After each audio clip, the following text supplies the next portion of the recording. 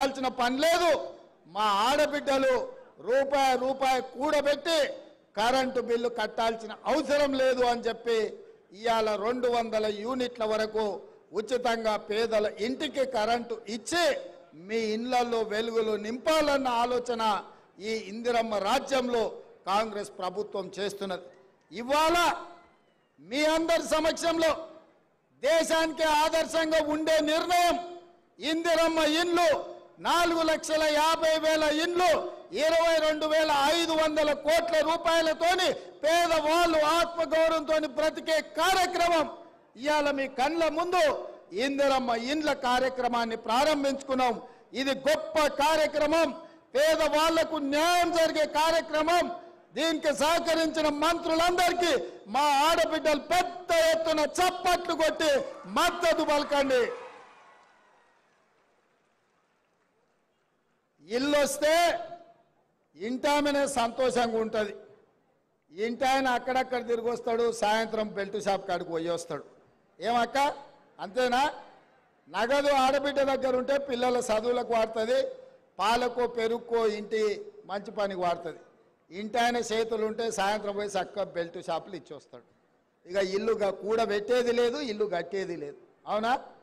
అందుకే ఇవాళ మా ఆడబిడ్డలు మా అక్కలు సంతోషంగా ఉండాలి అని అంటే మేము ఆర్థిక మంత్రి గారిని అడగంగానే 22,500 కోట్ల రూపాయలు ఇచ్చి ఆడబిడ్డలను ఆదుకుందాం, అండగా నిలబడతామని ఇవాళ ఈ ఇందిరమ్మ ఇండ్ల కార్యక్రమం వేలాది మంది ఆడబిడ్డల సమక్షంలో ఈరోజు ప్రారంభించుకున్నాం.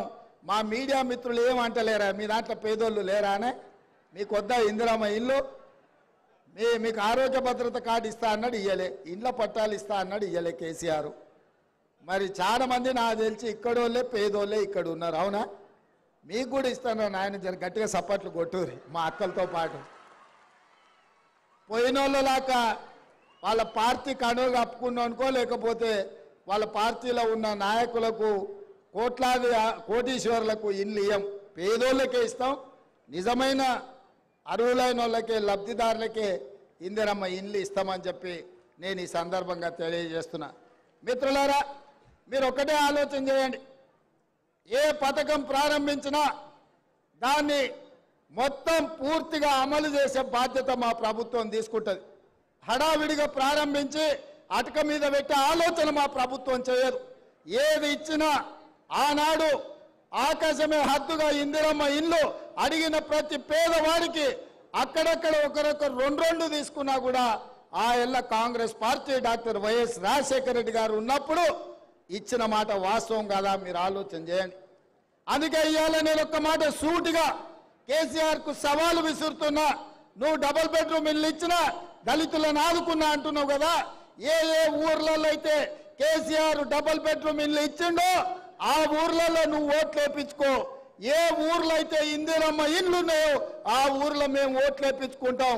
ఈ సవాల్కు సిద్ధమా అని చెప్పి నేను కేసీఆర్ని అడుగుతున్నా. ఇక ఈయన ఇట్లుంటే ఇక మోడీ అయితే ఇక ఆయన మాటలకు అద్దే లేదు నాయన. ఆయన మంచి మంచి డ్రెస్సులు వేసుకుంటాడు, తీయగా మాటలు చెప్తాడు. ఆయన బీజేపీ ఎన్నికల మేనిఫెస్టోలో చెప్పారు 2022 వరకు భారతదేశంలో ఉన్న పేదోళ్లకు 100% ఇండ్లు కట్టిస్తాం.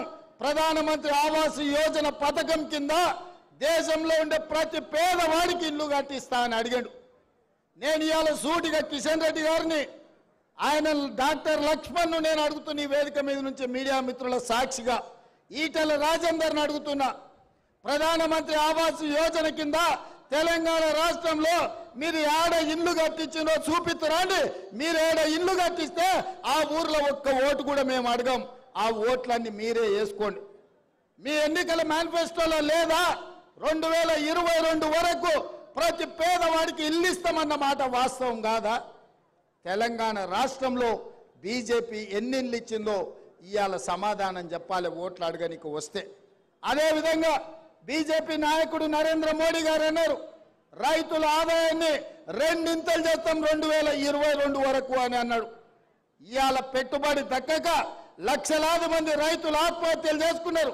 ఢిల్లీ సరిహద్దుల్లో ఇవాళ రైతులు దీక్ష చేస్తుంటే కనీస మద్దతు ధర కోసం కొట్లాడుతుంటే తుపాకీ తూటాలు పేల్చి ఇవాళ అక్కడ ఢిల్లీలో రైతులను బలి తీసుకున్నది నరేంద్ర మోడీ ప్రభుత్వం అని నేను ఈరోజు ఆ ప్రభుత్వం మీద నేను ఆరోపణ చేస్తున్నా. అదేవిధంగా స్విస్